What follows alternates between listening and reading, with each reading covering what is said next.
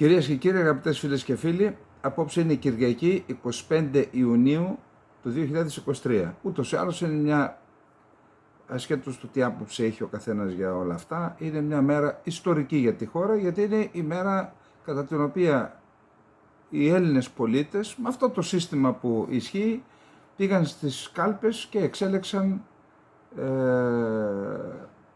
τους ανθρώπους και τα κόμματα που επιθυμούσαν. Και έτσι από μέσα στη εβδομάδα, Τρίτη, Τετάρτη, Πέμπτη θα έχουμε καινούργια κυβέρνηση. Λοιπόν, η ώρα είναι 8:52, στο 77% με βάση τα επίσημα αποτελέσματα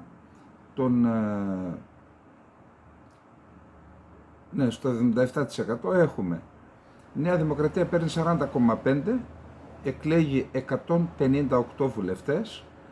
Ο ΣΥΡΙΖΑ παίρνει 17,8% και εκλέγει 47 βουλευτές. Το ΠΑΣΟΚ 12,2% και 32 βουλευτές. Το Κομμουνιστικό Κόμμα Ελλάδος 7,51% και 20 βουλευτές. Οι Σπαρτιάτες 4,73% και 13 βουλευτές, η Ελληνική Λύση 4,53% και 12 βουλευτές, η Νίκη 3,76% και 10 βουλευτές και η Πλεύση Ελευθερίας 3,11% και 8 βουλευτές. Κατά πάσα πιθανότητα, δεν θεωρείται απίθανο από ό,τι διαβάζω να αλλάξουν τα ποσοστά, θα έχουμε μια οκτακομματική βουλή. Λοιπόν, εντάξει, να ευχηθούμε να υπάρξει μια καλή κυβέρνηση. Τώρα άκουσα μερικά σχόλια από ορισμένους εκπροσώπους κομμάτων και όλοι επικεντρώνονται, κυρίως τα κόμματα της αριστεράς, επικεντρώνονται στο κόμμα Σπαρτιάτες, αλλά και στην Ελληνική Λύση και στη Νίκη, λένε ότι ακροδεξιά στην Ελλάδα και όλα αυτά. Καταρχάς αυτό είναι ασέβεια στη βούληση του ελληνικού λαού.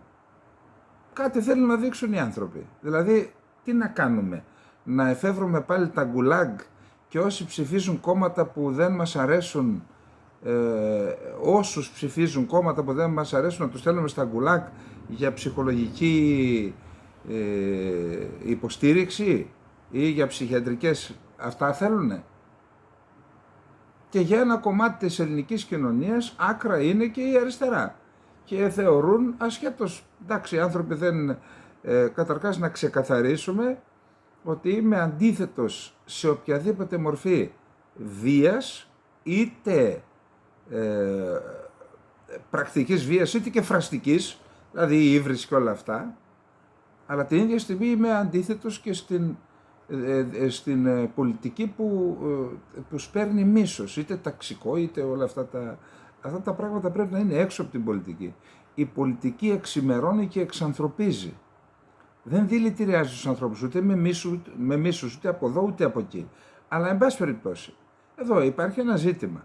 Υπάρχει ένα μέρος των ανθρώπων που είναι η λεγόμενη αντισυστημική ψήφος.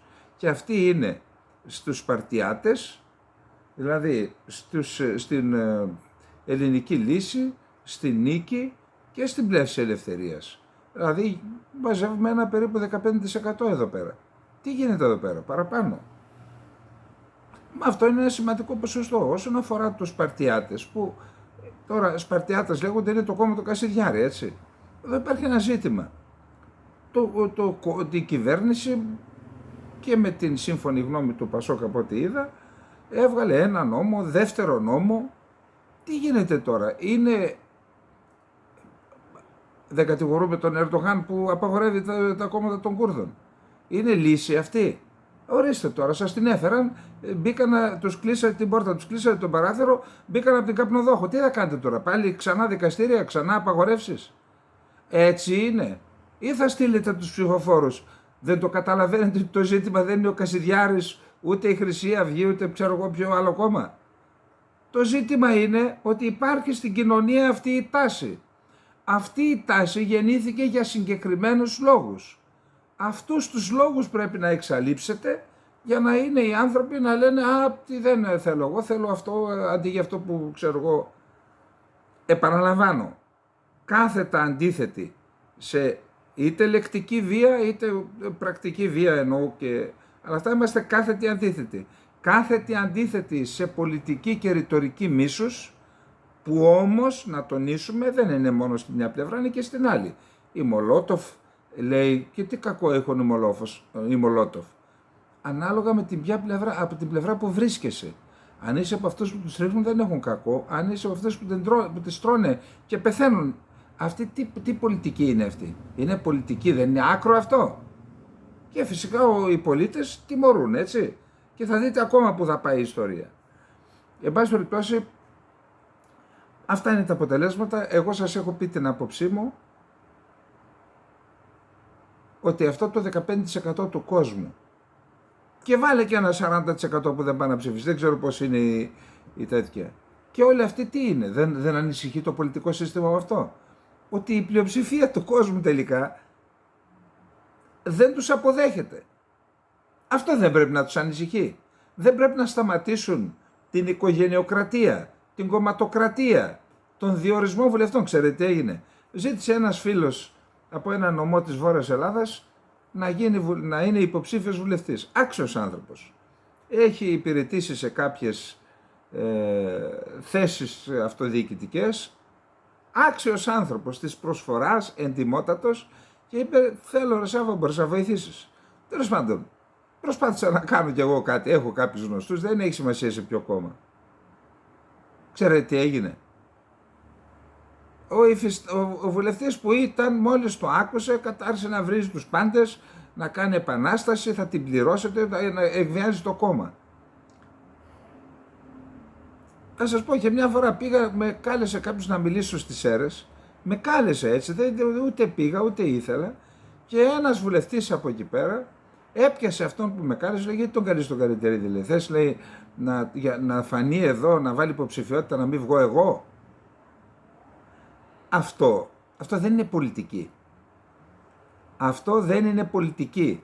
Αυτό που γίνεται στην Ελλάδα με τον τρόπο που διεξάγεται η πολιτική οδηγεί στον πολιτικό εκβαρβαρισμό της Ελλάδας. Όσον αφορά δε για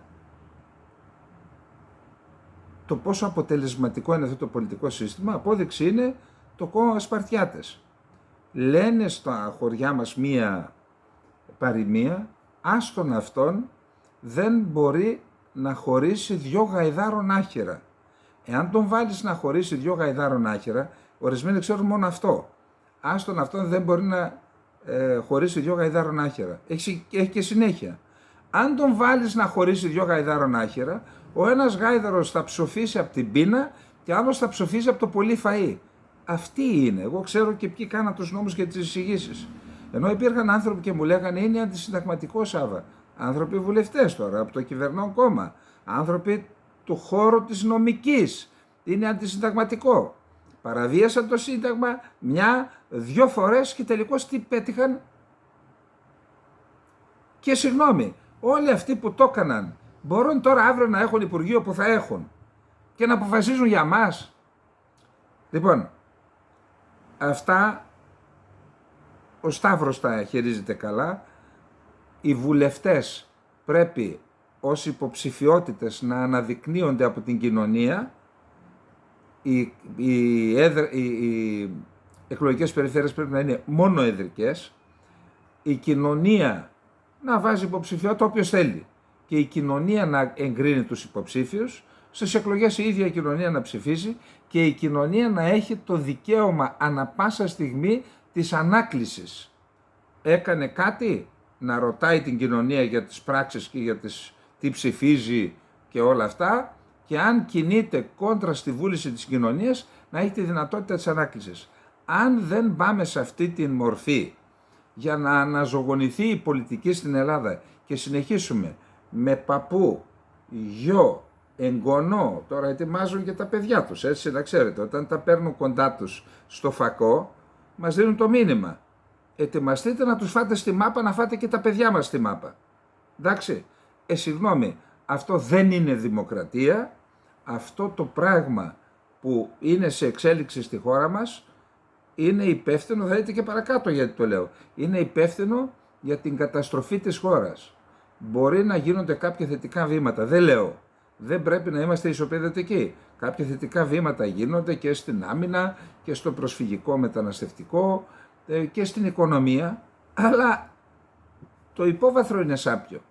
Μια χώρα υπερχρεωμένη με πόσα 90 χρόνια μας μείνανε. Το υπερταμείο. Ποιος το έλεγε το υπερταμείο? Οι ξένοι. Δηλαδή την Ελλάδα. Πώς να χαρείς λοιπόν και με τι να χαρείς? Εντάξει, περιμένουμε κάτι θα γίνει, πιθανότατα να μπορέσουμε να ορθοποδήσουμε, αλλά δεν ξέρω. Είμαι άνθρωπος αισιόδοξος, δεν πέφτω ποτέ, αλλά δεν μπορούμε και να μην βλέπουμε και την πραγματικότητα. Λοιπόν, πάμε στο δεύτερο θέμα μας. Το δεύτερο θέμα μας είναι αυτό που είπαμε χθες, όταν έγραψα χθες την εκπομπή, την έγραψα νωρίς, γύρω στις 5 η ώρα, γιατί είχα υποχρεώσεις. Είχα πει χθες ότι σε 24 ώρες θα έχει τελειώσει αυτή η ιστορία. Επίσης μου το θύμισε, δεν θυμάμαι και με τόσες εξελίξεις, είχα πει προχτές, πριν εμφανιστεί το πραξικόπημα, ότι αυτό που επιδιώκει είναι η αλλαγή των συσχετισμών σε επίπεδο στρατιωτικής ιεραρχίας, έτσι. Λοιπόν, τι έγινε τελικώς? Ένα μέρος από τους 25.000 που είχε, δεν ξέρω, λένε ότι ήταν γύρω στους 5.000 τελικά αυτοί που κινήθηκαν στο Βορονέζ και σε μια άλλη πόλη εκεί κοντά στη Μόσχα. Τελικώς παρενέβη ο Λουκασένκο και έγινε μια συμφωνία. Ποια είναι η συμφωνία? Η συμφωνία, η σίγουρη και η φανερή, είναι ότι δεν θα δικαστούν για προδοσία ο Πριγκόζιν και όσοι τον ακολούθησαν, θα φύγουν από τη Ρωσία, θα πάνε στη Λευκορωσία, δεν θα έχουν δράση ως Βάγνερ στην Ρωσία, θα συνεχίσει η δράση του στην Αφρική, στη Μέση Ανατολή, και γράφεται, δεν είναι σίγουρο ακόμα, ότι του υποσχέθηκαν του Πριγκόζιν ότι θα υπάρξουν αλλαγές και στο επίπεδο της στρατιωτικής ιεραρχίας. Λέγεται ότι θα διαδεχθεί τον Σοϊγκού ο Ντιούμιν. Ο Ντιούμιν είναι πρώην υφυπουργός Εθνικής Άμυνας, πρόσωπο της απολύτου εμπιστοσύνης του Πούτιν, διετέλεσε και υπεύθυνος της προσωπικής του φρουράζ για μερικά χρόνια, τώρα είναι κυβερνήτης στην πόλη Τούλα, είναι μια περιφέρεια νοτίως 150 χιλιόμετρα νότια της Μόσχας, άρα φημολογείται ότι αυτός θα αναλάβει τη θέση του Σοϊγκού. Δεν ξέρω τι θα γίνει με τον Γερασίμοφ. Κυκλοφορούν πάντως ότι θα τον αλλάξει και αυτόν. Άρα είχαμε πει στη χθεσινή εκπομπή και το είπα και στο Open, κατά την άποψή μου εκτίμηση ήταν ότι αυτή η εξέγερση αποσκοπεί το πρώτο σενάριο και το ισχυρότερο στην αλλαγή φρουράς, δηλαδή να φύγουν κάποιοι για να έρθουν κάποιοι άλλοι, και το ασθενέστερο, το δεύτερο σενάριο, το ασθενέστερο ήταν να είχε στόχο και τον ίδιο τον Πούτιν. Τελικά βγήκε το πρώτο σενάριο αυτό που σας είπα, ακόμα δεν το έχουμε δει, αλλά κατά πάσα πιθανότητα βγήκε. Όπως επίσης είπα ότι την επόμενη μέρα δεν θα υπάρχει Πριγκόζιν. Όχι φυσικό το τρόπο, δεν θα υπάρχει στο σκηνικό. Τον έστελαν στην Λευκορωσία. Τώρα όσον αφορά την ίδια την εξέγερση, υπάρχουν απόψεις που λένε ότι ήταν ένα πραξικόπημα στημένο από τον ίδιο τον Πούτιν για να γίνει ό,τι έγινε. Εγώ δεν το πιστεύω. Εγώ πιστεύω ότι ο Πούτιν πιθανόν, δηλαδή αν δεν ήξερε, αυτό είναι το μεγαλύτερο πρόβλημα, πιο μεγάλο και από το πραξικόπημα. Αν δεν ήξερε ότι οι κινήσεις αυτού του ανθρώπου θα οδηγήσουν σε πραξικόπημα. Αναφέρεται και οι Αμερικανοί λένε ότι ήξερε. Και οι Αμερικανοί ήξεραν. Γιατί πώς οι Αμερικανοί ήξεραν πιθανόν από τις υποκλοπές, τις τηλεφωνικές. Έτσι, η NSA αυτή τη δουλειά κάνει. Άρα, επειδή έχει τη δικιά του NSA, ο Πούτιν ήξερε και ο Πούτιν, πιστεύω. Γιατί δεν το σταμάτησε? Γιατί ήταν δύσκολο να το σταματήσει. Δεν σταματούσε ο Πριγκόζιν χωρίς να χυθεί αίμα. Κατά την άποψή μου τον άφησε να κινηθεί και έκανε κάποιες ενέργειες. Από τις 25.000 λένε ότι μόνο οι 5.000 τον ακολούθησαν και ο ίδιος κατάλαβε ότι πηγαίνοντας με 5.000 στη Μόσχα δεν μπορεί να πετύχει κάτι και γι' αυτό συμφώνησε με τον Λουκασένκο, ο ίδιος ο Πριγκόζιν εννοώ. Τώρα, καταρχάς ο Βρετανός στρατηγός, κάτι σημαίνει αυτό τώρα, λέει ότι είναι επικίνδυνο το γεγονός ότι μεταστάθμευσε η Βάγνερ στη Λευκορωσία, γιατί μπορεί σε κάποια φάση να επιτεθεί στην Ουκρανία από εκεί και να ανοίξει ένα μέτωπο, το οποίο αυτό μέτωπο θα λειτουργήσει ανασχετικά στην αντεπίθεση. Να πούμε ότι διάβασα ότι έχει αυξηθεί ο αριθμός των ανθρώπων που κατατάσσονται εθελοντικά, ενώ με μισθό δηλαδή, στο ρωσικό στρατό και ότι ετοιμάζεται ένας αριθμός, μεγάλος αριθμός και είναι άνθρωποι οι οποίοι αποστρατεύτηκαν, ξαναέρχονται, ένας μεγάλος αριθμός και γράφτηκε ότι αυτοί εκπαιδεύονται για την επίθεση που θα ακολουθήσει μετά το πέρας της αντεπίθεσης, που θεωρούν οι Ρώσοι, είναι το τρίτο θέμα αυτό, ότι η αντεπίθεση δεν έχει τύχει, θα αποτύχει. Και μάλιστα γράφεται πάλι ότι στα σχέδια των Ρώσων είναι, εάν αποτύχει η αντεπίθεση, που αυτό θα λειτουργήσει, θα έχει μια αρνητική επίδραση και στο ηθικό και στη μαχητική ικανότητα του Ουκρανικού στρατού, θα επιχειρήσουν να πάρουν το Χάρκοβο και την Οδυσσό οι Ρώσοι. Άρα, εάν υπάρχουν τέτοια επιθετικά σχέδια να συνεχιστεί η επιχείρηση των Ρώσων και να καταλάβουν και άλλα εδάφη, αυτό που είπε ο Βρετανός, ότι τον έστειλαν εκεί και αν χρειαστεί θα επιχειρήσει, ας το κρατήσουμε αυτό. Είναι ένα θέμα. Τώρα, υπάρχει και ένα άλλο θέμα. Ξέρετε, έπεσε ένα Ilyushin 22 νομίζω, ήταν ένα αεροσκάφος το οποίο λειτουργούσε ως ένα αέριο κέντρο διοίκησης επιχειρήσεων. Ένα σημαντικό αεροσκάφος, έχει νομίζω 5-6 έχει η Ρωσία τέτοια. Το κατέριψε η Βάγνερ. Κατέριψε, αν δεν κάνω λάθος, 5 ελικόπτερα, 3 από τα οποία λέει είναι δισεύρετα, ήταν πολύ...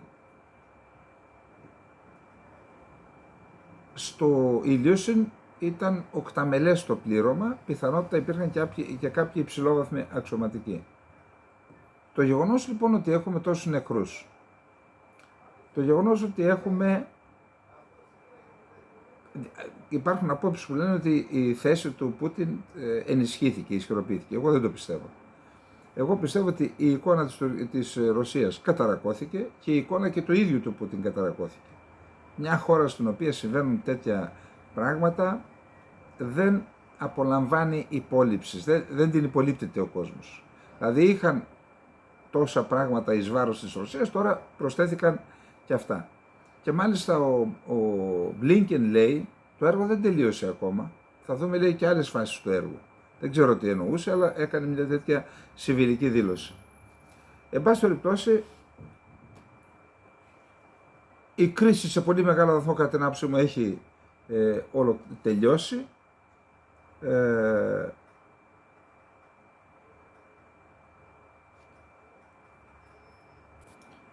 Αυτό που παραμένει ως ερωτηματικό είναι εάν πίσω από την κίνηση Πριγκόζιν βρίσκονται δυτικές χώρες, δυτικές μυστικές υπηρεσίες.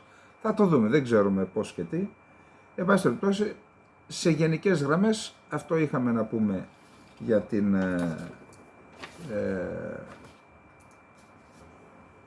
την εξέγερση. Να πάμε στο επόμενο θέμα μας. Λοιπόν, το επόμενο θέμα είναι οι εξελίξεις στην Ουκρανία. Λοιπόν, να το ξαναπούμε γιατί το ανέφερα χθες, ότι οι Ουκρανοί για πρώτη φορά μετά το 2014 κατέλαβαν τον οικισμό Κρασνογκόριβκα, βορείως του Ντονέτσκ, το οποίο το κατήχαν οι Ρώσοι του Ντονέτσκ από το 2014 και το κατέλαβαν οι Ουκρανοί τώρα που επωφελήθηκαν από αυτήν τη χαλαρότητα που υπήρχε και από την αστάθεια. Τώρα, το Ρωσικό Υπουργείο Άμυνας έκαναν διάβασα ότι οι Ουκρανικές Ενόπλες Δυνάμεις τη χθεσινή ημέρα, που ήταν η ημέρα που ήταν σε εξέλιξη το πραξικόπημα, δεν έκαναν ιδιαίτερες επιθετικές ενέργειες, περιμένοντας να δουν ποια θα είναι η εξέλιξη, για να μην χάσουν προσωπικό κτλ. Αν υπήρχε κάποια αλλαγή, αν πετύχαινε το πραξικόπημα, θα δημιουργούνται ένα σοβαρό πρόβλημα στο μέτωπο για τους Ρώσους και με βάση την κατάσταση που θα δημιουργείται θα δρούσε ο Ουκρανικός στρατός. Άρα παρόλα αυτά λέει το Υπουργείο Άμυνας της Ρωσίας ότι έγιναν 10 επιθετικές ενέργειες στην ευρύτερη περιοχή του Μπαχμούτ, βόρεια και νότια, τις οποίες τις απέκρουσε ο Ρωσικός στρατός. Επίσης στο Κουπιάνσκ είχαμε κάποιες επιθετικές ενέργειες από πλευράς των Ρώσων. Το Κουπιάνσκ είναι στο βόρειο μέτωπο με κατεύθυνση προς τον Μπαχμούτ. Επίσης είχαμε μία καταστροφή αποθήκης πυρομαχικών της 60ης μηχανοκίνητης ταξιαρχίας του Ουκρανικού στρατού στο Χάρκοβο. Σας είπα ότι είναι ένας από τους στόχους στο Χάρκοβο, εάν η Ρωσία κάνει επιθετικές ενέργειες για να καταλάβει νέα εδάφη. Επίσης το Ρωσικό Υπουργείο Άμυνας λέει ότι τη νύχτα της 23ης Ιουνίου στρατηγικά βομβαρδιστικά αεροσκάφη του Πόλεφ 95, τα οποία απογειώθηκαν από την περιοχή της Κασπίας, βόρειος της Κασπίας, από εκεί εκτόξευσαν τους πυράβλους, χτύπησαν το αεροδρόμιο Βίσκ, στρατιωτικό αεροδρόμιο Βίσκ στο Κλεμίντσι, χωρίς να αναφέρεται ούτε από πλευράς της Ουκρανίας ούτε από πλευράς της Ρωσίας ποια ήταν η τύχη αυτής της επίθεσης, τι ζημιές προκάλεσαν στο στρατιωτικό αεροδρόμιο. Ο Πολωνός στρατηγός Βαλντεμάρ Σκριπτζακ, αυτοί οι Πολωνοί έχουν 7 σύμφωνα στη συνέχεια. Πώς διαβάζουν τις λέξεις δεν μπορώ να καταλάβω.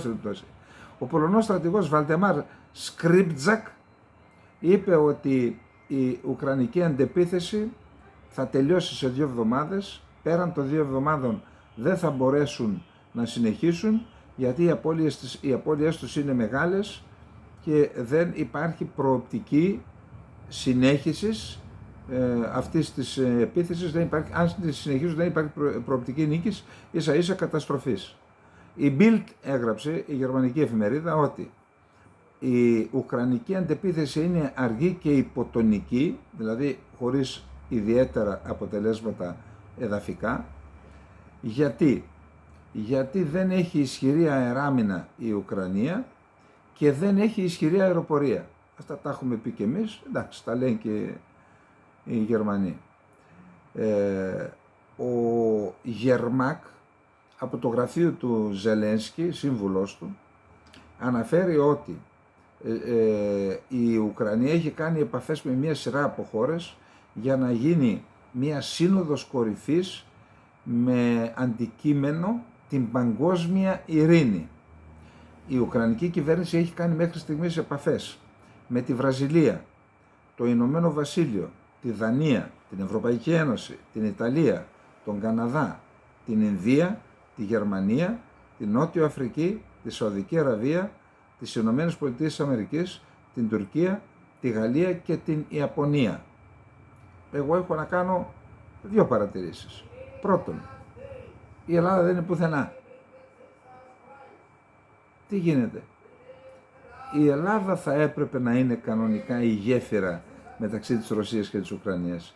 Γιατί είμαστε μια ορθόδοξη χώρα, θα μπορούσαμε να παίξουμε έναν ρόλο πραγματικά ρυθμιστικό, χώρα γέφυρα μεταξύ δύο ορθόδοξων χωρών που σκοτώνονται, έτσι. Και όχι να κάνουμε την Τουρκία χώρα γέφυρα. Εντάξει. Λοιπόν, τέλος πάντων. Δεύτερη παρατήρηση. Δεν υπάρχει η Κίνα. Συγγνώμη, η Κίνα είναι αυτή η οποία έστειλε αξιωματούχο, υψηλότατο αξιωματούχο και στη Μόσχα και στο Κίεβο και στο Βερολίνο και στο Παρίσι και στις Βρυξέλλες με θέμα την υπογραφή μιας συμφωνίας. Τι έγινε εκεί πέρα? Γιατί δεν αναφέρουν την Κίνα? Ο Γερμάκ είπε λοιπόν, ότι η Ουκρανία θέλει αυτή η σύνοδος να γίνει στο δικό της έδαφος, όμως και άλλες χώρες προθυμοποιήθηκαν να φιλοξενήσουν μια σύνοδο κορυφής, δηλαδή με αρχηγούς κρατών, με θέμα την παγκόσμια ειρήνη. Κατά την άποψή μου, αυτές είναι ενέργειες που δείχνουν πολιτικό αδιέξοδο. Και είδα μία ανακοίνωση του Υπουργείου Εξωτερικών της Ρωσίας που λέει τις χώρες τις οποίες η Δύση τις ενέπλεξε σε πόλεμο και τις εγκατέλειψε. Δεν είναι λίγες. Και μετά την εγκατάλειψη ήρθε η καταστροφή. Εγώ δεν πιστεύω ότι θα εγκαταλείψουν την Ουκρανία. Η Ουκρανία είναι στρατηγικό οικόπεδο για τη Δύση. Δεν θα το εγκαταλείψουν.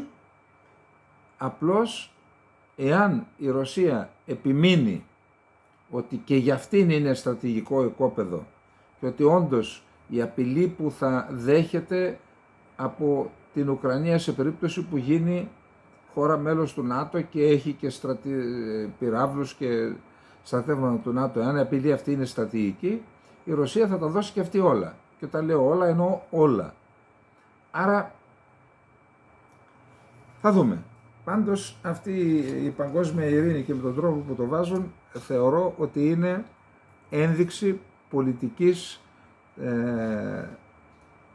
πολιτικού αδιεξόδου. Πάντως είδα πριν από λίγο ότι ένας διευθυντής στρατολογικού γραφείου σε μια περιοχή βρέθηκαν κάποια εκατομμύρια σε ένα λογαριασμό έξω. Το αποκάλυψε κάποια εφημερίδα και διέταξε ο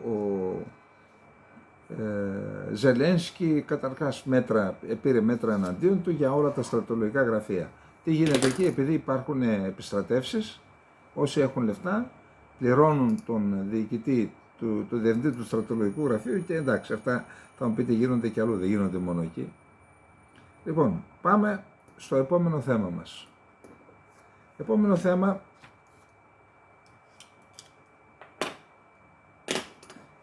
λοιπόν, ο Ερντογάν μίλησε με τον Στόλτεμπεργκ. Αυτό έχει μεγάλη σημασία για μας, γιατί μια χώρα η οποία είναι η ντροπή της ανθρωπότητας, μια χώρα με 3 γενοκτονίες στην πλάτη και μη μια γενοκτονία σε εξέλιξη, εννοώ την Τουρκία, τη γενοκτονία εις βάρος των Κούρδων, μια χώρα η οποία κατέχει την Κύπρο, κατέχει τμήμα του Βορείου Ιράκ, δηλαδή του Νοτιού Κουρδιστάν, κατέχει τμήμα της Συρίας, κατέχει τμήμα της Λιβύης, κατοχή είναι. Αυτό που συμβαίνει εκεί τώρα, η κυβέρνηση του Μπεϊμπά, αυτός είναι μαριονέτα. Ο Ερντογάν κυβερνάει την Δυτική Λιβύη. Εμπλέκεται σε αυτά που συμβαίνουν στον Αγκόρνο Καραμπάχ, που και εκεί έχουμε μία εθνοκάθαρση στην ουσία. Με τον άλλον, τον Δημοκράτη, τον Αλίεφ. Εκείνος είναι Δημοκράτης. Λοιπόν, το ΝΑΤΟ κακώς θέλει να βάλει τη Σουηδία στο ΝΑΤΟ. Αφού θέλει και η Σουηδία να μπει. Κακώς έβαλε τη Σουηδία να συναλλάσσεται, να συνδιαλέγεται με την Τουρκία για να πει η Τουρκία να άρει το βέτο. Αυτή ήταν η υπόθεση του ΝΑΤΟ. Η Σουηδία κακώς κάνει τον καραγκιόζη της Τουρκίας. Εννοώ με το κινούμενα σχέδια. Δηλαδή ο Ερντογάν θέλει τη Σουηδία να την παίζει αυτό που βλέπαμε το θέατρο Σκιών. Δεν γίνεται έτσι. Ξέρετε τι λέει τώρα? Ναι, λέει, ψήφισε κάποιους νόμους, αλλά εγώ, λέει, θέλω να απαγορεύσει κάθε διαδήλωση που γίνεται από τους Κούρδους στη χώρα. Δηλαδή να εκτουρκίσουμε την Ευρώπη, να εκτουρκίσουμε και τη Σουηδία. Αυτή την ανεδέστατη απέτηση από τον Στόλτεμπεργκ, και ο Στόλτεμπεργκ γιατί δεν του λέει κάτι του Ερντογάν. Θα του πει, κοίταξε, αν δεν άρεις το βέτο, να είσαι έτοιμος να πληρώσεις και το τίμημα. Γιατί λοιπόν βάλαν τη Σουηδία να παίζει τον Καραγκιόζη εκεί πέρα? Γιατί οι ΗΠΑ δεν βάζουν τη θέση τους στον Ερντογάν? Αυτό πιστεύω πρέπει να το αναλύσει και το Ελληνικό Υπουργείο Εξωτερικών, το οποίο είναι απόν από την ατζέντα της Ουκρανίας, έτσι, και είναι παρούσα η Τουρκία. Δεν σας λέει τίποτα αυτό? Όλα καλά τα κάνατε? Λοιπόν, αυτά για τη Σουηδία. Λάθος της Σουηδίας. Η Σουηδία είπε, κύριε, εγώ έβαλα την αίτησή μου. Το όχι της Τουρκίας λύστε το εσείς. Γιατί να το λύσω εγώ? Να εξευτελιστώ εγώ απέναντι στην ντροπή του ΝΑΤΟ και την ντροπή της ανθρωπότητας? Κλείνετε τα μάτια στα εγκλήματα της Τουρκίας και μου λέτε εμένα βρέστα με την Τουρκία? Όχι, να τα βρείτε εσείς με την Τουρκία λοιπόν. Λοιπόν, αυτά ήθελα να πω και για την Σουηδία και να πάμε στο επόμενο θέμα. Το επόμενο θέμα είναι οι BRICS. Έχουμε πει ότι τον Αύγουστο έχουν σύνοδο κορυφής, είναι ένα μεγάλο θέμα. Είπαμε, τα διαβάσαμε, έχουμε πει και τις απόψεις που λένε ότι δεν κουνέται εύκολα το δολάριο σε παγκόσμιο επίπεδο. Εντάξει, αλλά δεν σημαίνει ότι δεν πρέπει να βλέπουμε τι συμβαίνει και στο χώρο των κρατών που συσπυρώνονται απέναντι στην παντοκρατορία του δολαρίου και στον τρόπο με τον οποίο το χρησιμοποιεί η Ουάσιγκτον τιμωρητικά σε ορισμένες χώρες. Αυτό ορισμένες χώρες που τη σωθεί θα δείτε τώρα λοιπόν. Οι ΗΠΑ διέπραξαν παγκόσμια λαιλασία για να αποκομίσουν ωφέλη με όπλο το νόμισμά τους και χρησιμοποίησαν το δολάριο ως μέσο για την πραγματοποίηση των πολιτικών του σκοπών, επισημαίνει ανάλυση του κορεατικού πρακτορείου. Η επέκταση των BRICS, στην οποία πολλές χώρες είναι πρόθυμες να ενταχθούν, σφραγίζει το τέλος της κυριαρχίας του δολαρίου ως κύριο παγκόσμιο νομίσματος και, κατά συνέπεια, της ηγεμονίας των ΗΠΑ. Αναφέρει σε ανάλυση του ο Γιόγκ Ιλ Χιόν, βορειοκοριάτης αναλυτής διεθνών υποθέσεων στο Κεντρικό Πρακτορείο Ειδήσεων της Βόρειας Κορέας. Εδώ μην μας πείτε, μας λέει η Βόρεια Κορέα, όλα πρέπει να τα λέμε. Εντάξει, και μπορεί η Βόρεια Κορέα να είναι το σκληρότερο ίσως καθεστώς στον κόσμο, αλλά για προσέξτε, πάει να γίνει διαστημική δύναμη, πυρηνική δύναμη, τι να κάνουμε? Θα πρέπει να ακούμε τι λένε και αυτοί. Το πρακτορείο επισήμανε ότι από την καθιέρωση του συστήματος του Bretton Woods, οι ΗΠΑ διέπραξαν παγκόσμια λαιλασία για να αποκομίσουν νομισματικά και οικονομικά ωφέλη με όπλο την κυρίαρχη θέση του δολαρίου και το χρησιμοποίησαν ως μέσο για την πραγματοποίηση των πολιτικών του σκοπών, επισημαίνει ανάλυση του πρακτορείου της Βόρειας Κορέα.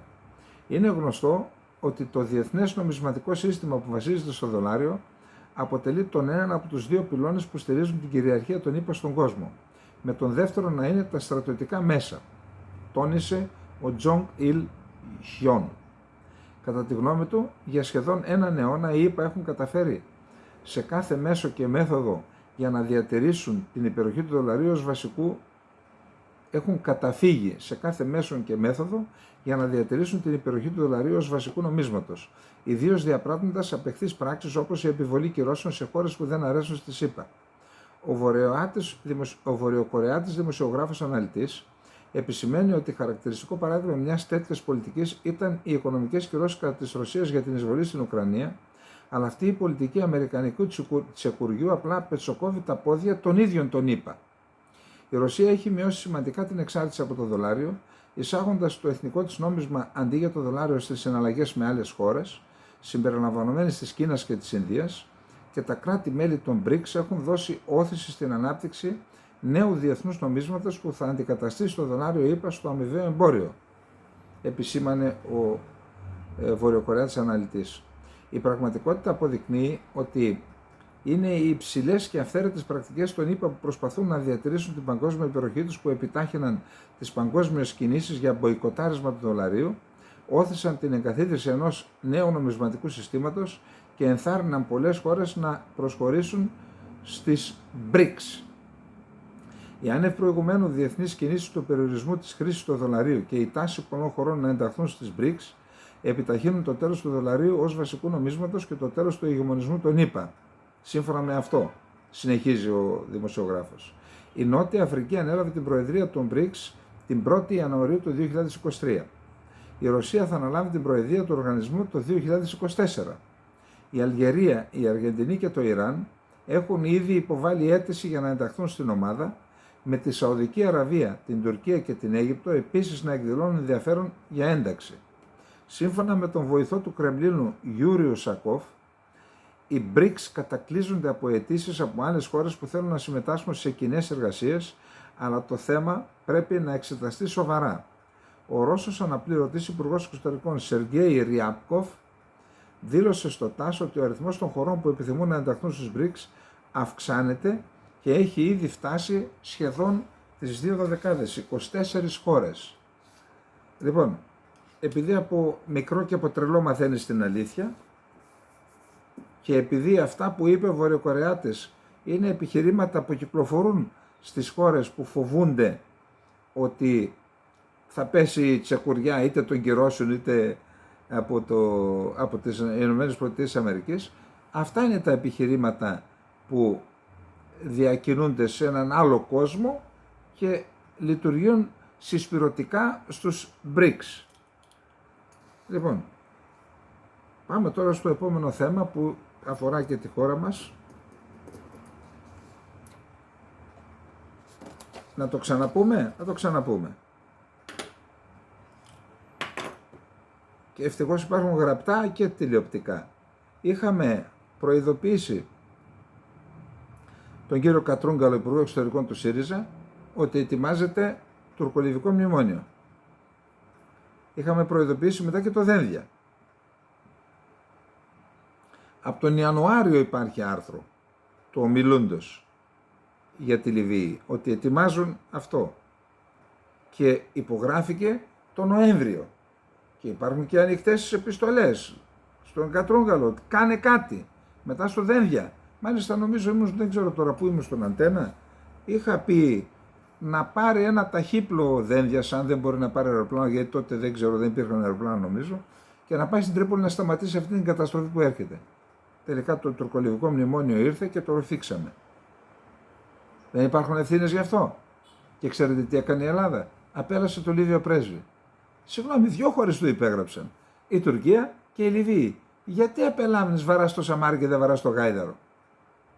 Η Λιβύη ήταν ενεργούμενο. Η Τουρκία είναι υπεύθυνη. Γιατί δεν απέλασε τον Τούρκο πρέσβη? Για πέστε μου εσείς.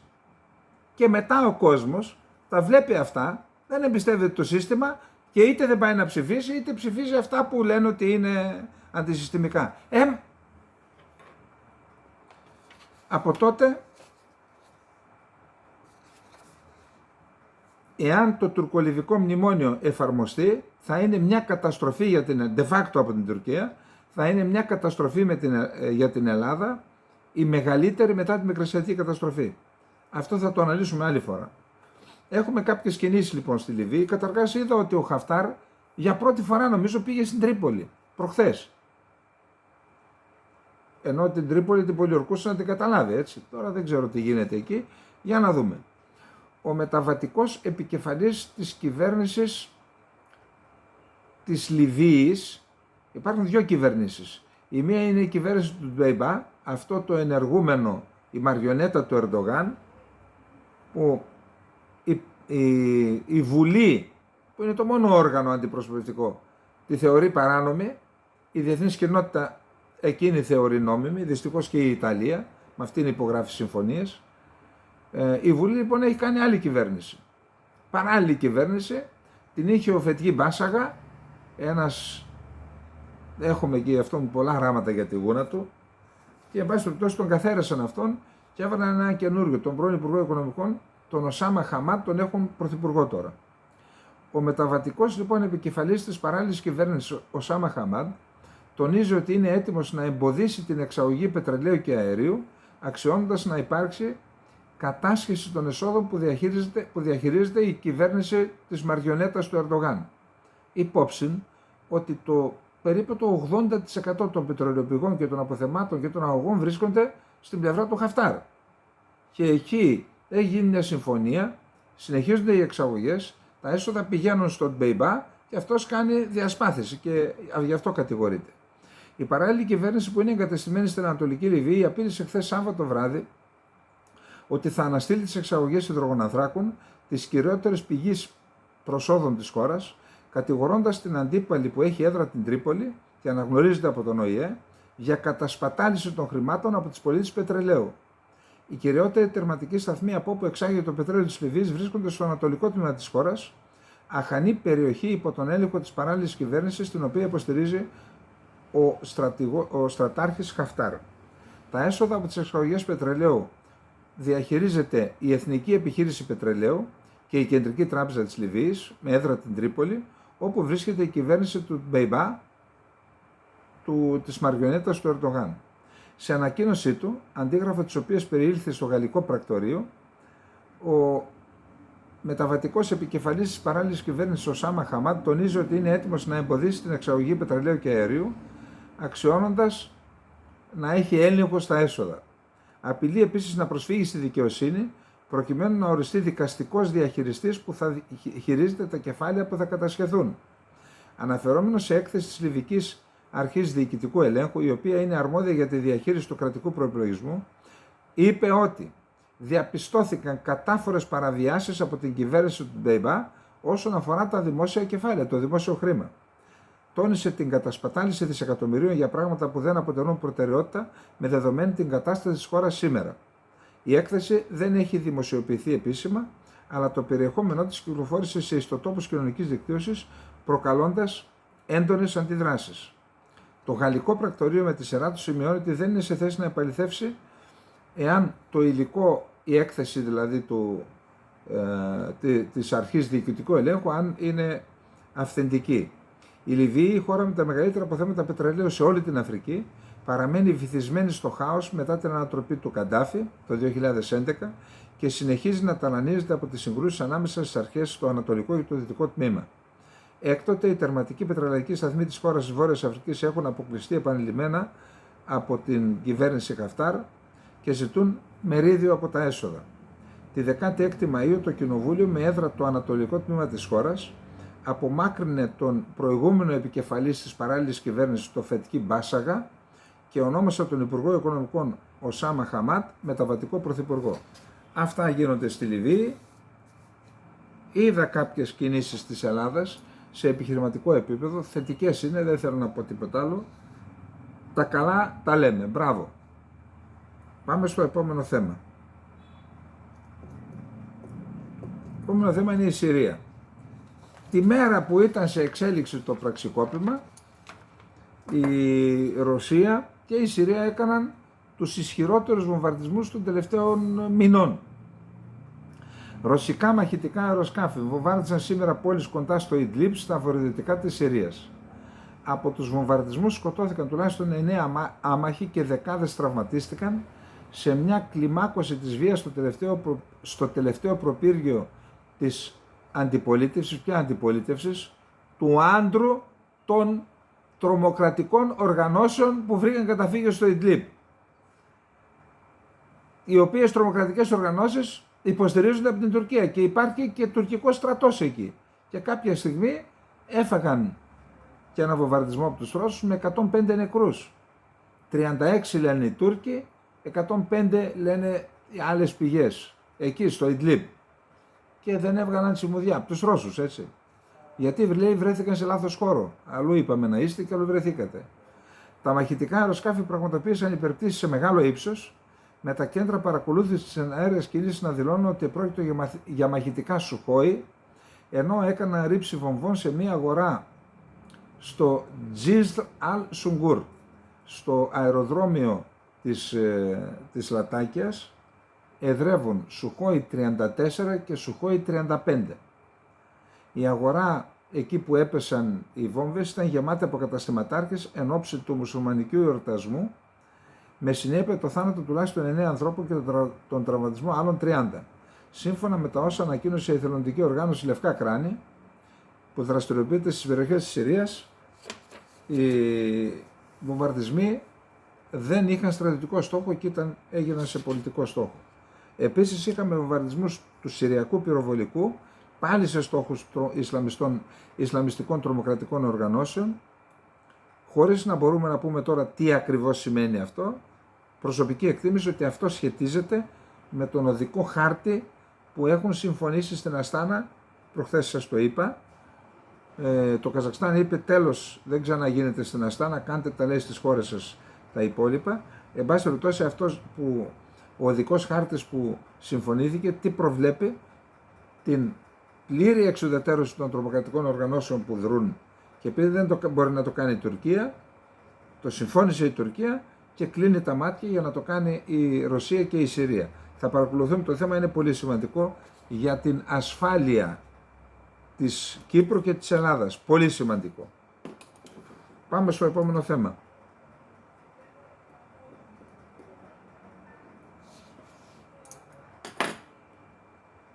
Το επόμενο θέμα είναι η Τουρκία. Στην Τουρκία υπάρχει μια παγωμάρα στην αγορά, εννοώ και στην αγορά σε ό,τι αφορά τους καταναλωτές, τους απλούς ανθρώπους, τους φτωχούς ανθρώπους, αλλά και σε ό,τι αφορά τις τράπεζες, μια παγωμάρα μετά την απόφαση για αύξηση των επιτοκίων από 8 σε 15, διπλασιασμός των επιτοκίων. Ήταν μια ήττα της πολιτικής του Ερντογάν αυτή, άλλα έλεγε τα Erdoganomics, και αυτό οδήγησε και στην πτώση της λίρας. Θα δούμε αύριο πώς θα ξεκινήσει, και υπάρχουν διάφορα άρθρα που διάβασα ότι οι δημόσιες τράπεζες δεν παρεμβαίνουν στις αγορές για να συγκρατήσουν την πτώση της λίρας, που σημαίνει ότι τους είπαν κρατήστε συνάλλαγμα, το χρειαζόμαστε. Τώρα, ο Κιλισδάρογλου δέχεται πιέσεις να παραιτηθεί. Σε δημοσκόπηση που έγινε, το 31% λέει να μην παραιτηθεί, το 60,7% double score που λέει παραιτήσου, και το 7,9% δεν ξέρω, δεν απαντώ. Πάντως υπάρχει μια, ξέρετε, η φτώχεια φέρνει γκρίνια, και η νίκη έχει πολλούς πατέρες και η ήττα κανέναν. Και τώρα προσπαθούν ο ένας το ρίχνει στον άλλον, οι 6 έχουν γίνει κομμάτια. Εν πάση περιπτώσει θα δούμε, είναι σημαντικό πάντως να δούμε ποια θα είναι τα επόμενα βήματα στην τουρκική αξιωματική αντιπολίτευση, διότι ο Ερντογάν ναι μεν φαντάζει πανίσχυρος, αλλά τα προβλήματα της οικονομίας που είναι μπροστά και ζητούν λύση, θα τον φέρουν σε δύσκολη θέση το επόμενο διάστημα. Είχαμε επίσης μια έκθεση του Συμβουλίου της Ευρώπης για την πρακτική που ακολουθεί η Τουρκία έναντι των γκουλενιστών. Απαγωγές, βασανιστήρια, δολοφονίες, δεν λειτουργούν οι αρχές του κράτους δικαίου, βαριές κατηγορίες. Βγήκε ο Μέρτσελίκ, το απέρριψε αυτό και θεώρησε ότι ο Άγγλος που συνέταξε την έκθεση είναι προκατηλημένος κατά της Τουρκίας. Εν πάση περιπτώσει, είναι ένα θέμα που πιστεύω ότι η Ελλάδα έπρεπε να είναι πρωταθλητής σε αυτό, να καταγγέλει τις πράξεις που κάνει η Τουρκία εναντίον των Κούρδων, των Αρμενίων, των Ελλήνων, των αντικαθεστωτικών στην Τουρκία, να θυμίζει τις γενοκτονίες. Ανταυτού ακολουθούν άλλη πολιτική, θα τη βρουν μπροστά τους. Εδώ είμαστε και θα δούμε. Είδα μια είδηση και θεώρησα καλό να την πούμε. Έγινε ένας γάμος στο Μπάσκαλε του Βαν. Το Μπάσκαλε είναι μια επαρχία κοντά στα σύνορα του Ιράν. Εκεί το κουρδικό κόμμα παίρνει 90%, 85-90%. Έγινε ένας γάμος. Στην Τουρκία υπάρχει, στους Κούρδους, υπάρχει ακόμα ο θεσμός των Ασιρέτ, δηλαδή των φυλών με τους φυλάρχους. Υπάρχει ολόκληρος τόμος, ποιες είναι οι φυλές, σε ποιες πόλεις, σε ποια χωριά, ποιος είναι ο πληθυσμός τους. Εκεί λοιπόν μία φυλή κουρδική έκανε ένα γάμο. Στο γάμο ήταν χιλιάδες άτομα, όλοι μέλη της φυλής, Και έσφαξαν 100 πρόβατα καταρχάς για να ταΐσουν τον κόσμο και η νύφη μάζεψε 4 κιλά χρυσό, που ξέρετε κάνουν δώρο μετά το γάμο, και ο γαμπρός 6 εκατομμύρια λίρες Τουρκίας. Αυτό δείχνει τη δυναμική που έχει το κουρδικό στοιχείο. Είδα σε μια ιστοσελίδα την είδηση και από κάτω διάβασα τα σχόλια. Παγωμένοι είναι οι Τούρκοι. Σου λέει αυτή η δυναμική, τα λεφτά που βρίσκονται κτλ. Εν πάση περιπτώσει, εδώ θα είμαστε, θα παρακολουθούμε και το κουρδικό, είναι τεράστιο θέμα για μας. Πάμε στο προτελευταίο θέμα που είναι τα ενεργειακά.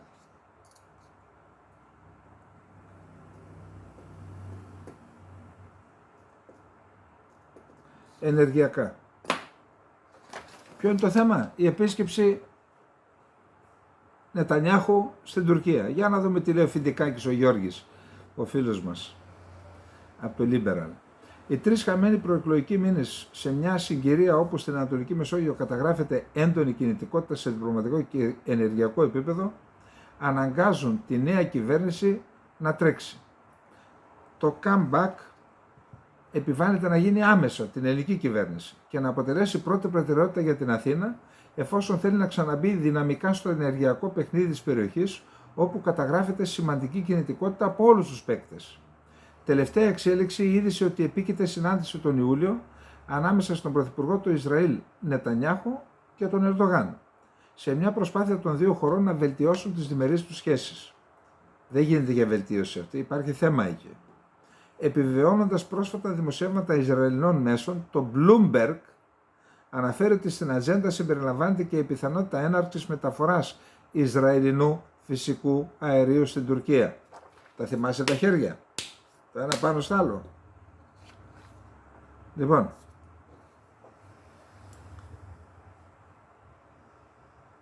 η εξαγωγή του Ισραηλινού αερίου προς την Ευρώπη με αγωγό μέσω Τουρκίας αποτελεί πάγια επιδίωξη της Άγκυρας, παρότι τεχνικά αλλά κυρίως πολιτικά κάτι τέτοιο θεωρούνταν τουλάχιστον μέχρι σήμερα απαγορευτικό. Γιατί από πού θα περάσει, είτε από την ΑΟΣ της Κύπρου είτε από την ΑΟΣ της Συρίας. Ούτε με τη Συρία έχει σχέσεις, ούτε με την Κύπρο δεν την αναγνωρίζει. Μεγάλο πρόβλημα. Θα τα ξεπεράσουν αυτοί. Τίποτα ωστόσο δεν θεωρείται οριστικά κλειδωμένο. Το έργο του υποθαλάσσιου αγωγού αερίου Ισραήλ-Τουρκίας κοστολογείται περίπου στο 1,5 δισεκατομμύριο δολάρια. Είναι δηλαδή οικονομικότερο από τον αγωγό EastMed, που δεν βρήκε χρηματοδότηση και πολιτική στήριξη, αλλά όχι τόσο ελκυστικό όσο η υγροποίηση του αερίου, ανέφεραν σχετικά οι Times of Israel. Το γεγονός ότι τόσο το Ισραήλ όσο και η Αίγυπτος βρίσκονται στο στόχαστρο της επίθεσης φιλίας που έχει εξαπολύσει ο Ερντογάν προς Νετανιάχου και Σίση, καθιστά επιβεβλημένο για την ελληνική κυβέρνηση να καλύψει άμεσα το χαμένο έδαφος. Τις τελευταίες μάλιστα εβδομάδες πυκνώνουν τα Ισραηλινά δημοσιεύματα που συνδέουν τη συνάντηση με τον Ερντογάν στην προσπάθεια του Νετανιάχου να σπάσει το ιδιότυπο καθεστώς διπλωματικής απομόνωσης στο οποίο έχει βρεθεί λόγω της επιμονής του συντηρητικού συνασπισμού του να προωθήσει τις αλλαγές στο δικαστικό σύστημα. Και μια προσπάθεια αποκατάστασης των σχέσεων του Ισραήλ με την Τουρκία μπορεί να συμβάλλει σε αυτή την κατεύθυνση, γεγονός που ο Ερντογάν το γνωρίζει. Σύμφωνα με τα δημοσιεύματα, γιατί δηλαδή, άμα ερχόταν στην Ελλάδα, δεν θα ήταν καλύτερο για τον Νετανιάχου? Θα έρχεται σε μια δυτική χώρα, μια δημοκρατία. Το γεγονός ότι πάει στην Τουρκία, τι του κάνει καλό δηλαδή? Λοιπόν,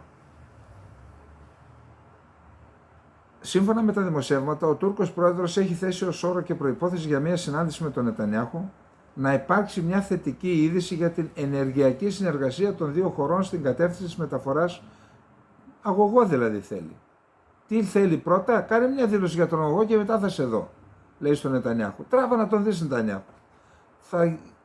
Θα γευτείς και εσύ τη γεύση του Ερντογάν. Τις σχέσεις που έχει, η σχέση που έχει με τον Ερντογάν. Και το αέριο αυτό να πηγαίνει στην Ευρώπη, έτσι. Παράκαμψη της Ελλάδας. Την ίδια στιγμή, ωστόσο, βρίσκονται σε εξέλιξη συζητήσεις του Ισραήλ με την Κύπρο, συζητήσεις ακόμα, για τον μεταξύ τους αγωγό μήκους 200 χιλιόμετρων, θέμα που απασχόλησε και τις πρόσφατες συναντήσεις που είχε ο Κύπριος Υπουργός Ενέργειας Παπαναστασίου. Οι κινήσεις των εμπλεκομένων παικτών θα κρίνουν και την τύχη της συμφωνίας για τον υποθαλάσσιο ογό, μέσω του οποίου το Ισραήλ θα στείλει φυσικό αέριο στην Κύπρο, όπου θα παράγεται ηλεκτρική ενέργεια. Εν συνεχεία αυτή θα εξάγεται πίσω στο Ισραήλ μέσω του γνωστού μας σχήματος Eurasia Interconnector, καθώς η χώρα αναμένεται να παρουσιάσει την προσεχή δεκαετία σοβαρότατο έλλειμμα εγχώριας παραγωγής, το οποίο και προσφέρεται να καλύψει η Λευκοσία. Την ίδια ωστόσο στιγμή φαίνεται ότι τρέχουν και προετοιμασίες για το ταξίδι του Ερντογάν στο Ισραήλ, με το Bloomberg να επικαλείται σχετικές δηλώσεις υψηλόβαθμου Ισραηλινού αξιωματούχου στο Channel 12. Οι σχέσεις των δύο χωρών έχουν παγώσει από τότε που είχαν απελάσει η μία τον πρεσβευτή της άλλης το 2018, ενώ οι επιθέσεις του Ερντογάν εναντίον του Ισραήλ με αιχμή το Παλαιστινιακό ήταν ιδιαίτερα σφοδρές τα προηγούμενα χρόνια, ακόμα και με ακραίους χαρακτηρισμούς. Εντάξει. Σε αμιγώς ενεργειακό επίπεδο οι εξελίξεις είναι συνεχείς. Στην Κύπρο, η αμερικανική Chevron πρόσφατα επικαιροποίησε το σχέδιό της για αγωγό που θα ενώσει το Ισραηλινό της κοίτασμα στο Λεβιάθαν με το Κυπριακό που έχει στο Αφροδίτη, από κοινού με τη Shell και την Τελεκ, και με τελική κατάληξη τον τερματικό Ιτκού στην Αίγυπτο. Την ίδια στιγμή αναμένεται να ανοίξουν τα χαρτιά τους το σχήμα Total Eni με τα κοιτάσματα στο οικόπεδο 6, χρόνο σχεδία στα κοιτάσματα, όσο και η ExxonMobil σχετικά με τον Γλάφκο στο τεμάχιο 5, που δρομολογεί νέα γεώτρηση. Το Ισραήλ από την πλευρά του ανακοίνωσε την πρόθεσή του να συνεργαστεί με την Παλαιστίνη και την Αίγυπτο για την ανάπτυξη του κοιτάσματος φυσικού αερίου στη Γάζα. Σύμφωνα με το γραφείο του Πρωθυπουργού Νετανιάχου, η απόφαση αυτή δίνει έμφαση στην οικονομική ανάπτυξη της Παλαιστίνης και τη διατήρηση της περιφερειακής σταθερότητας και ασφάλειας. Το κοίτασμα εκτιμάται ότι περιέχει σχεδόν 30 δισεκατομμύρια κυβικά μέτρα φυσικού αερίου, ποσότητα μεγαλύτερη από αυτή που χρειάζεται για τη Γάζα και τη Δυτική Όχθη, γεγονός που σημαίνει ότι οι Παλαιστίνοι θα μπορούν να εξάγουν φυσικό αέριο, αλλά να παράγουν και δικό τους ρεύμα φτηνό κτλ. Είναι χαρακτηριστικό ότι ο πρόεδρος της Παλαιστινιακής Αρχής Ενέργειας και Εθνικών Πόρων, Ζαφέρ Μιλέν, είχε δηλώσει πέρυσι ότι το κοίτασμα φυσικού αερίου της Γάζας είναι πυλώνας για τη βελτίωση των δημοσιονομικών σχεδίων της Ραμάλα. Ενώ λοιπόν συμβαίνουν όλα αυτά, ο κύριος Δένδιας είχε δηλώσει στο Bloomberg, εμείς λέει δεν θέλουμε να κάνουμε κόλπο του Μεξικού, δεν θα κάνουμε, και ο Πρωθυπουργός τα ίδια, και μετά το άλλαξαν. Η χώρα δεν έχει στρατηγική. Μια από εδώ και μια από εκεί, και οι άλλοι κοιτάξτε τι κάνουν. Εντάξει. Πάμε στο επόμενο και τελευταίο θέμα. Λοιπόν, το επόμενο θέμα είναι ο Μπελέρης. Όπως ξέρετε, το Δικαστήριο των Τυράννων αποφάσισε να συνεχιστεί η προφυλάκηση. Αν δεν κάνω λάθος, την Τρίτη έχουμε ορκομοσία του Μπελέρη. Εάν δεν είναι ο Μπελέρης εκεί να ορκιστεί, κατά πάσα πιθανότητα θα οδηγηθούμε, δεν ξέρω τι προβλέπει το σύστημα, οι νόμοι στην Αλβανία, αλλά στόχος είναι να ακυρωθεί η εκλογή του Μπελέρη. Αν δεν τιμωρηθεί και τερεσίδικα, μάλλον θα κάνουν άλλες εκλογές και θέλουν να πάρουν τις εκλογές. Εν πάση περιπτώσει, σημασία έχει ότι τώρα ο Μπελέρης είναι προφυλακισμένος και δεν θα ορκιστεί. Και ρωτώ, δεν υπάρχουν ευθύνες γι' αυτό? Δηλαδή, τι έκανε η ελληνική κυβέρνηση? Δηλώσεις? Τι έκανε η ελληνική κυβέρνηση? Γιατί συμβαίνει αυτή η κατάσταση? Γιατί δεν υπερασπιστήκαμε τους Έλληνες της Βορείου Ηπείρου? Για αυτούς δε που διερωτώνται γιατί και πώς, ένας από τους λόγους που πάνε προς τα κάτω, ξέρετε ποιους εννοώ, είναι και αυτές οι αθλιότητες που λένε για τη Βόρειο Ήπειρο. Δηλαδή κατηγορούν όσους χαρακτηρίζουν την περιοχή αυτή, όσους αναφερόμενοι στην περιοχή αυτή χρησιμοποιούν το γεωγραφικό όρο Βόρειος Ήπειρος, τους χαρακτηρίζουν σοβινιστές και όλες αυτές τις ανοησίες. Ο κύριος Χριστόπουλος, έτσι, το που λένε του ΣΥΡΙΖΑ. Ο ίδιος δεν ξέρει ότι ο όρος Βόρειος Ήπειρος αναφέρεται και στο πρωτόκολλο της Κέρκυρας, αναφέρεται σε όλους τους χάρτες. Αυτό ο όρος Βόρειος Ήπειρας υπήρχε στους χάρτες από το 17ο με 18ο, 19ο αιώνα που δεν υπήρχε Αλβανία.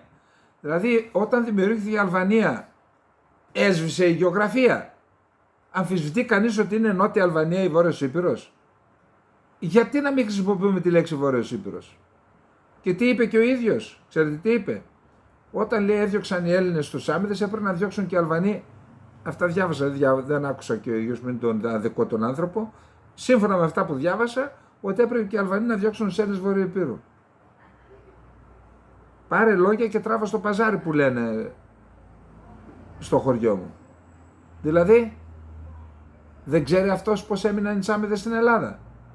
Ότι οι Σάμιδες έμειναν μετά από συνεννόηση του παππού του Πάγκαλου με τον πρόεδρο της Βουλής της Αλβανίας. Εμείς κανονικά έπρεπε να φύγουν με βάση τη συνθήκη της Λοζάνης, εμείς δεχτήκαμε να μείνουν. Από πού και ως πού? Από πού και ως πού αυτό το ότι δεχθήκαμε να μείνουν ενώ θα έπρεπε να έχουν φύγει? Αυτό δίνει το δικαίωμα, έκαναν εγκλήματα πολέμου, δικάστηκαν κάνα 2.000 άτομα στο δικαστήριο των Ιωαννίνων για εγκλήματα πολέμου, έφυγαν ή τέλος πάντων δεν θέλησαν να γυρίσουν για να μην μπουν φυλακοί, συνεργάστηκαν με τους Ιταλούς, έκαναν τάγματα, έκαναν σφαγές και έφυγαν. Εγώ δεν λέω, μια χαρά άνθρωποι είναι, μακάρι να ήταν εδώ, έφυγαν. Έφυγαν, αλλά έφυγαν ως αποτέλεσμα των πράξεών τους. Δεν τους έδιωξε η ελληνική κυβέρνηση. Έτσι. Υπό ποια έννοια λοιπόν συνδέει την παρουσία των Τσάμιδων με την παρουσία, τη συνεχιζόμενη παρουσία των Ελλήνων στη Βόρεια Ήπειρο? Εν πάση περιπτώσει, όταν επικρατούν τέτοιες απόψεις, όταν υπάρχει η φημολογία πρέσβης του Αιγαίου, όταν βλέπεις τον Μπελέρη να μην μπορεί η Ελλάδα να εξασφαλίσει την αποφυλάκησή του με μια στημένη υπόθεση μαφιόζων και γκάκστερς, οι οποίοι έχουν βάλει στο μάτι την παραλία, το παραλιακό μέτωπο της Χιμάρας, και όταν δεν μπορεί η ελληνική κυβέρνηση να τους βάλει στη θέση τους και να πείσει το Ράμα να σταματήσει τα παιχνίδια, τότε ξέρετε τι γίνεται? Γίνεται το αποτέλεσμα που είδατε στις εκλογές. Αυτό. Λοιπόν, αυτά είχαμε να πούμε και απόψε. Ας ευχηθούμε αυτή η κυβέρνηση που θα προκύψει από τη Βουλή που εξελέγει σήμερα να κάνει το καλύτερο για την Ελλάδα. Και πιστεύω ότι αυτό πρέπει να ζητάει ο κάθε Έλληνας, άσχετα με το τι ψήφισε. Αυτή η κυβέρνηση που θα προκύψει να κάνει το καλύτερο για την Ελλάδα. Η αντιπολίτευση να κάνει τη δουλειά της, να ελέγχει θέματα διαφθοράς, να ελέγχει θέματα λανθασμένων επιλογών, να ελέγχει θέματα της εξωτερικής πολιτικής και των εθνικών θεμάτων, η αντιπολίτευση. Από εκεί και μετά όμως, για όλα αυτά στόχος είναι η χώρα να πάει μπροστά και όχι να πάει πίσω. Λοιπόν, καληνύχτα, να είστε όλες και όλοι καλά.